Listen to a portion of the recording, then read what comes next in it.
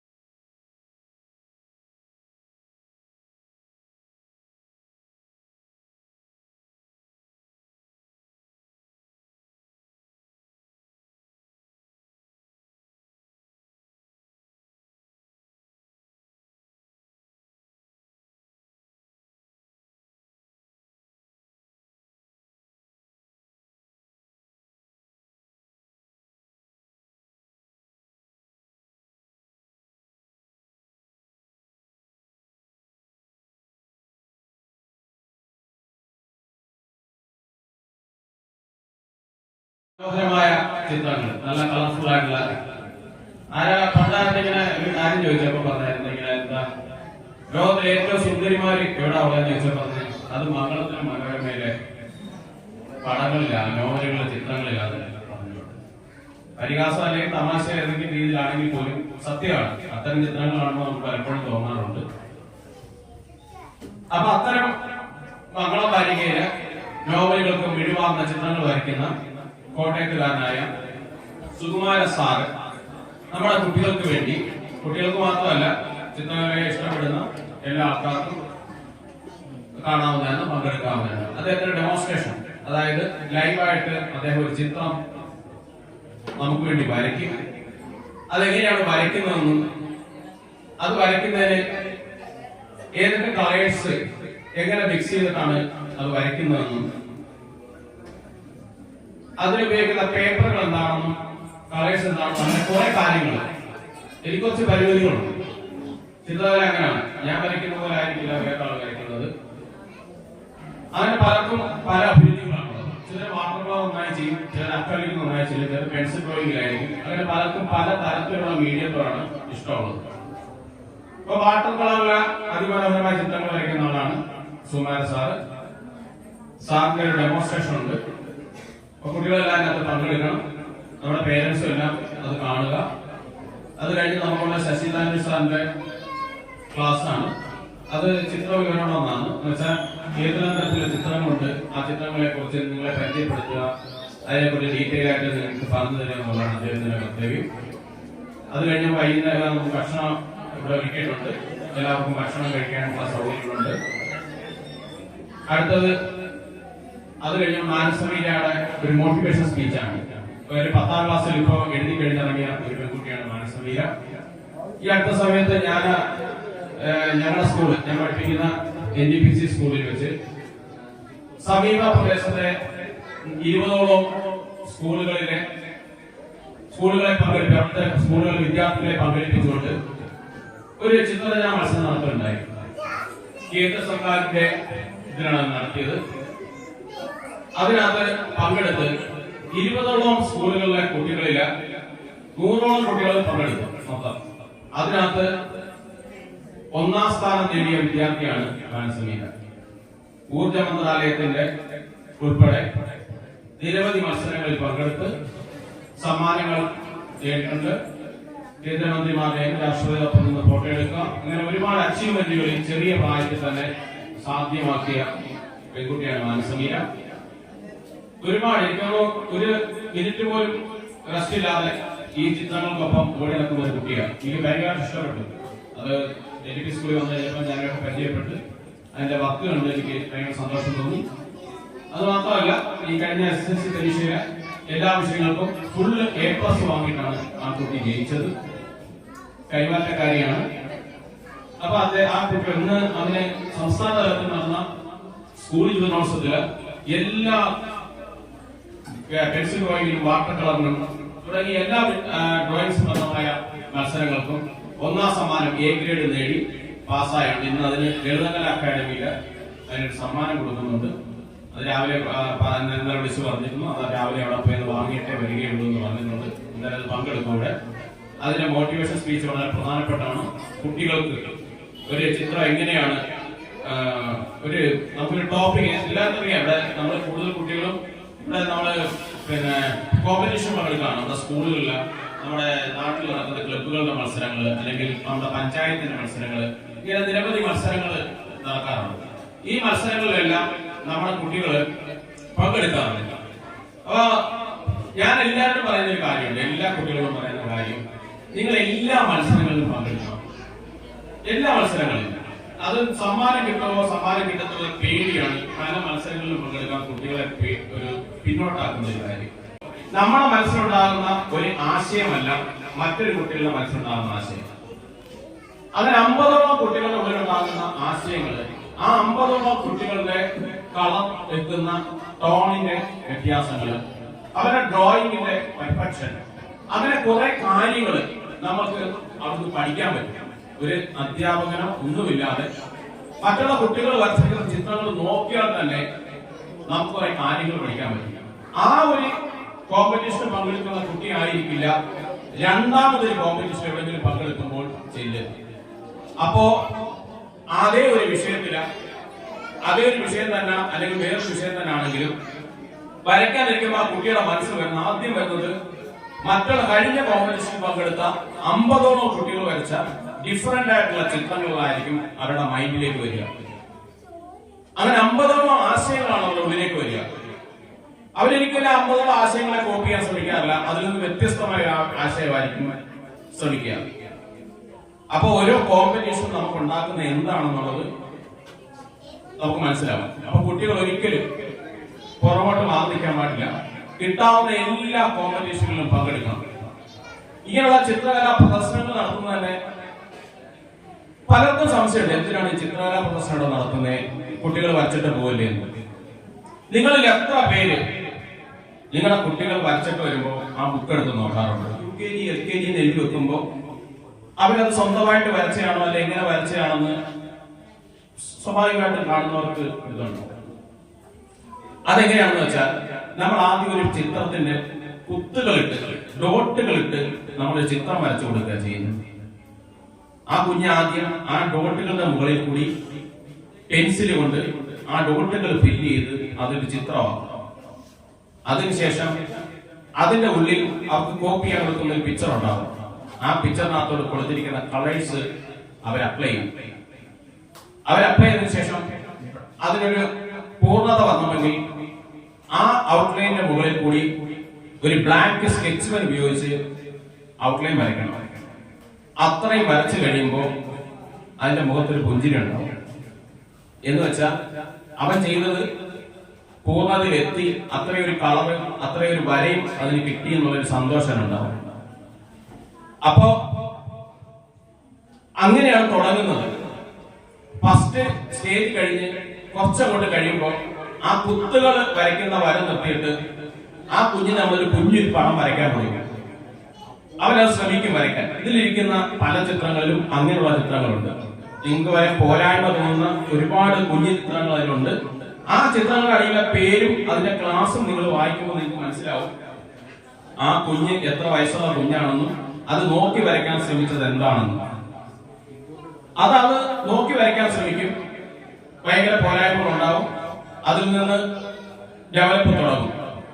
അവിടെ തുടങ്ങി കോപ്പി ചെയ്ത് സ്വന്തമായിട്ട് ആശയങ്ങൾ, ഒരു ഫോട്ടോഗ്രാഫ് എവിടെയെങ്കിലും പോകുമ്പോൾ കാണുന്ന ഒരു സീനറി, അല്ലെങ്കിൽ നമ്മുടെ ഗ്രാമം, അല്ലെങ്കിൽ നമ്മുടെ ഒരു ചായക്കട, അല്ലെങ്കിൽ ഒരാൾ മഴയത്ത് സൈക്കിൾ ഓടി പോകുന്നത്, അങ്ങനെ 100 കണക്കിന് ആശയങ്ങൾ സ്വയം എന്റെ മനസ്സിലേക്ക് വരികയും കോപ്പി എന്ന് പറയുന്ന ഒരു ഡ്രോയിങ്ങിന്റെ മെത്തേഡിനെ ഒഴിവാക്കിയിട്ട് സ്വന്തമായ ക്രിയേറ്റിവിറ്റി അതിലേക്ക് അത് മാറുകയാണ്. അതായത് ഒരു കൈയുടെ വിരല് മേശപ്പുറത്തിരിക്കുന്ന ഒരു കൈ ആണെങ്കിൽ പോലും അതിനെ അതിമനോഹരമായിട്ട് നമ്മളൊരു പെൻസിൽ കൊണ്ട്, വെറും ഒരു പെൻസിൽ കൊണ്ട് ഷെയ്ഡ് ചെയ്ത് എടുത്താൽ പോലും അത് മനോഹരമായ ചിത്രമാകും. അപ്പോ കോപ്പി റൈറ്റിംഗ് ഇല്ലാതെ സ്വന്തമായ ആശയത്തിലൂടെ നമുക്ക് കുട്ടികൾ വരച്ചു തുടങ്ങാൻ തുടങ്ങി. അങ്ങനെയാണ് ഒരു നല്ലൊരു ചിത്രകാരനോ ചിത്രകാരിയായിട്ട് എല്ലാവരും മാറുന്നത്. ഈ ചിത്രകലാ പ്രദർശനത്തിൽ ഇപ്പൊ വരുമ്പോ അറിയാം, നമ്മുടെ കുട്ടികൾ വരച്ചത് മാത്രമല്ല, നമ്മുടെ കൂടെ പഠിക്കുന്ന ബാക്കിയുള്ള കുട്ടികൾ വരച്ച ചിത്രങ്ങളും എല്ലാവരും കാണുക, അത് പ്രോത്സാഹിപ്പിക്കുക, വരച്ച കുട്ടികൾ ആരാണെന്ന് ചോദിക്കുക, ഒരേത്തവരെ പ്രോത്സാഹിപ്പിക്കുക. അതൊക്കെ അവർക്ക് കിട്ടുന്ന സന്തോഷമാണ്. ആദ്യം നമ്മുടെ സ്വാഗതം പറഞ്ഞ മാഡം പറഞ്ഞ പോലെ ഫോണിന്റെ അഡിക്റ്റ് ആയിട്ടാണ് വന്നത് നന്ദനയുടെ. ശരിയല്ല, ഫോണിന്റെ ഉപയോഗം കുറയ്ക്കണം എന്നുള്ളതിലാണ്. എന്നാൽ നന്ദന വന്ന് ആ വരുമ്പോ ഉള്ള ഒരാളെ അല്ല നന്ദന, ഭയങ്കര പോസിറ്റീവ് ആയിരുന്നു. പിന്നെ അങ്ങോട്ട് ഇവിടെ എനിക്ക് തോന്നുന്നു ഇന്നലെ ഇന്നും ഏറ്റവും കൂടുതൽ ഇവിടെ ആക്റ്റീവായിട്ട് നടന്ന ആളാണ്. ഒരു ഫോണിന്റെ അഡിക്ഷൻ ഉണ്ടെന്ന് പറയുന്ന ഒരാളാണ് ഇന്നലെ അമ്മയെ അച്ഛൻ 2-3 തവണ വിളിച്ചിട്ട് പോകാതെ ഇവിടെ കറങ്ങിയത്. അത്രയ്ക്ക് ഇവിടെ നിൽക്കാൻ ഇഷ്ടമാണ്. എന്ന് വെച്ചാൽ നമ്മളൊരു അറ്റ്മോസ്ഫിയർ, ഒരു അന്തരീക്ഷം ഉണ്ടാക്കി കൊടുക്കുക. അവരുടെ മനസ്സിലേക്ക് ഈ വര എന്ന് പറയുന്ന ഒരു സാധനം, മറ്റുള്ള ഒരു കാര്യങ്ങളെല്ലാം വിട്ടിട്ട് വരയിലേക്ക് കൂടുതൽ വരയ്ക്കണം, കൂടുതൽ ഡിഫറെന്റ് ആയിട്ടുള്ള ചിന്തകൾ വരണം എന്നുള്ള ഇതിലേക്ക് വരികയാണ്. നമ്മുടെ ക്ലാസ് എടുക്കാനുള്ള ആൾക്കാർ വിളിക്കുന്നുണ്ട്. ഞാൻ ഇത്രയും സമയം നിങ്ങൾ ഫ്ലോർ അടിച്ചിരിക്കേണ്ടെന്ന് വിചാരിച്ച ഇത്രയും കാര്യം പറഞ്ഞത്. അവര് നമ്മളിപ്പോ അവരെ വിളിച്ചോണ്ട് വരും. അപ്പൊ നിങ്ങൾക്ക് വാട്ടർ കളറിന്റെ ഡെമോൺസ്ട്രേഷൻ സുമാൻ സാറിന്റെ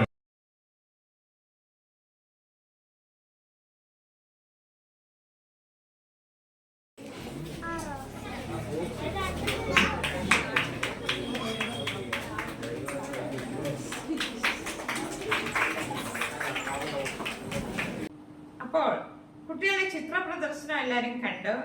അങ്ങനെ എല്ലാം ഇഷ്ടപ്പെട്ടെന്ന് വിശ്വസിക്കുന്നു.